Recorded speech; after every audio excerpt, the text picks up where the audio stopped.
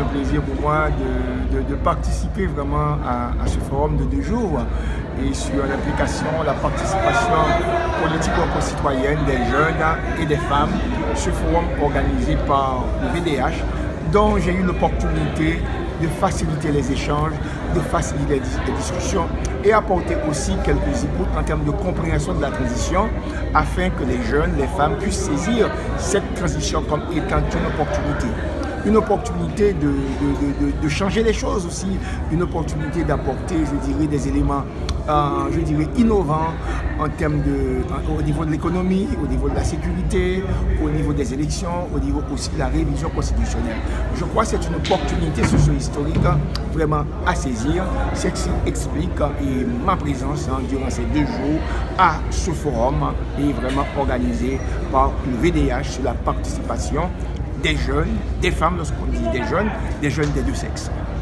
Professeur Grassin-Jean, quelles sont donc les lumières que vous avez apportées à ce forum du volontariat pour le développement d'Haïti? Les lumières, tout d'abord, ont été, je dirais, tout d'abord la compréhension d'une transition.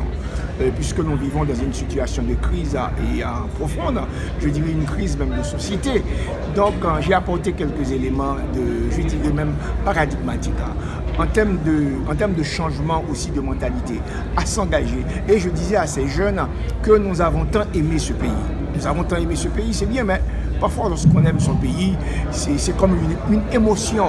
Mais nous devons aujourd'hui vivre Haïti. Lorsque je dis vivre Haïti avec ses difficultés, les surmonter et surtout rechercher ensemble les solutions.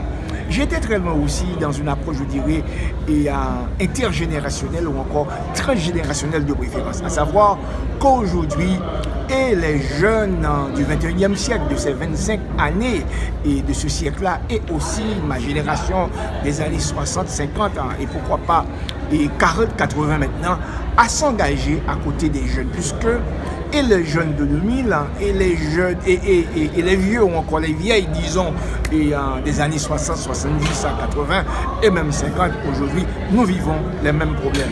La question de sécurité, la question de la décapitalisation, la question de la déstructuration de l'économie nationale, la question aussi de la dysgouvernance, et pour ne pas dire la mauvaise gouvernance, eh bien j'ai invité les jeunes, les femmes, et vraiment à s'engager.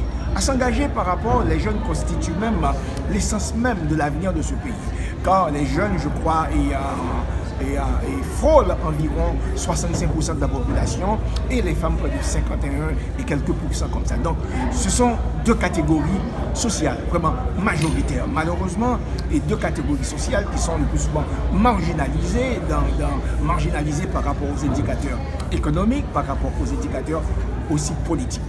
Moi, j'ai invité les jeunes à porter des dossiers. J'ai invité les femmes aussi à porter des dossiers.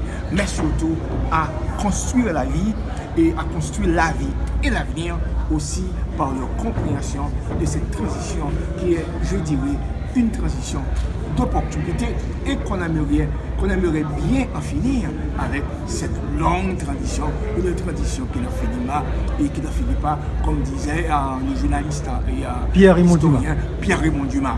Donc je crois qu'il ne faut pas rater aussi la réputation, qu'il ne faut pas rater ce siècle aussi, même lors que ce siècle déjà nous avons perdu, et 25 ans par Haïti seulement, toute l'humanité, puisque nous nous confrontons à la misère, nous confrontons aussi à la guerre, et même nous craignons, comment dirais, l'escalade d'une guerre et vraiment nucléaire entre les puissances belliqueuses par rapport à ce qui se passe vraiment entre l'Ukraine et la Russie, la question des États-Unis, mais aussi Haïti vit dans un monde global, donc nous sommes concernés. Donc, en termes de lumière, j'ai invité les jeunes des 2 sexes, les femmes vraiment, à s'engager, à prendre en charge leur avenir.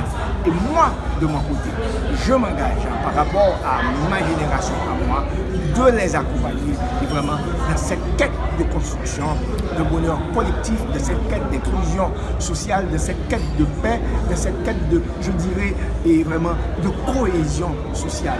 Et de cette quête aussi de création de richesse pour que la situation que connaissent les jeunes de ce pays, que les générations à venir ne les connaissent pas. Je les invite à travailler pour les générations à venir, comme moi, je m'engage à travailler pour accompagner cette génération et aussi pour que cette génération puisse travailler pour les générations à venir et ainsi de suite.